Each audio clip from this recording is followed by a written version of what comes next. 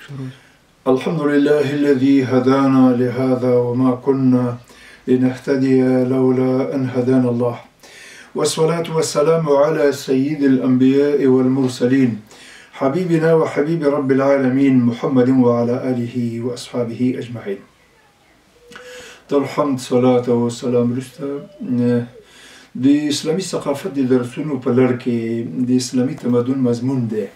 نن د دې مضمون دویم درس تقدیمیږي. د دې درس عنوان دی له اسلام د مخه د نړۍ تمدنونه او د اسلامي تمدن پړاوونه. له اسلام مخکې په روم او فارس سترې امپراتورۍ وې او فوزونه او لښکرې یې درلودې او د تل لپاره به د دې امپراتوریو ترمنځ جګړې دوام درلود. د اسلام د ځلانده لمر له خطونه مخکې لاندې تمدنونو په نړۍ کې شتون درلود. یو یوناني تمدن، بل رومي تمدن، مصري دیکتاتور تمدن، فارسي تمدن او هندي تمدن او سوریاني تمدن. یوناني قوم او خيار زیرکه ولس و. په دې کې ستر فلاسفه د افلاطون، فیثاغورس او ارسطو په تیر شخصیتونه تیر شوي وو. لیکن یونانیان په عقلانیت متکی وو، له روحانیت نه او له وحی نه منکر وو، له وحی نه استفاده نه کوله. دوی فقط عقل ګرا وو، ګډه نڅا او په همدې توګه برمن ګرځېدل، موسیقي او بتپالنه د یوناني قوم کار و.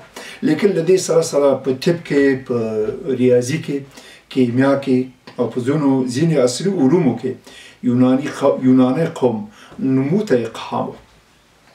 له دې نه وروسته بل تمدن رومي تمدن دی. په رومي تمدن کې خپلسري باچاهان واکمنو، حکومت به د یوې کورنۍ په لاس کې و او عیسی علیه السلام د الوهیت ته مقام رسولی و. په همدې توګه رهبانیت ته به هم خلک بلل. لیکن رومي تمدن کې علومو او په همدې توګه اوسنیو فنونو کوم پرمختګ نه و کړی. مصري تمدن چې دیکتاتور نظام و، خپلسری نظام، دیکتاتور نظام، وحشي نظام چې ولسونه به وژل، د ولسونو اولادونه به حلالول. نو قرآن عظیم الشان کې الله پاک دې مطلب ته اشاره کوي: یذبحون ابناءکم، دوی به د بني اسرائیلو اولادونه وژل او ویستحیون نساءکم، او د ولسونو میرمنې به یې هغه کولې، بې عزته کولې. نو دا یو دیکتاتور نظام و. لیکن له دې سره سره مصري تمدن په جغرافیه کې او په همدې توګه په ځمکه پېژندنه کې، جیولوژي کې د ستر مقام درلود. فارسي تمدن چې د ملت د اور عبادت کو، له زردشت نه مخکې په دې ولس کې د خاورو عبادت به کېده، د اوبو عبادت به کېده، د رب عبادت به کېده، د وریځو عبادت به کېده.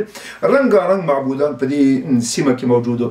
خو امپراتوري فارس شاهي سیستم او یو کورنۍ به په حکومت باندې مسلطه وه.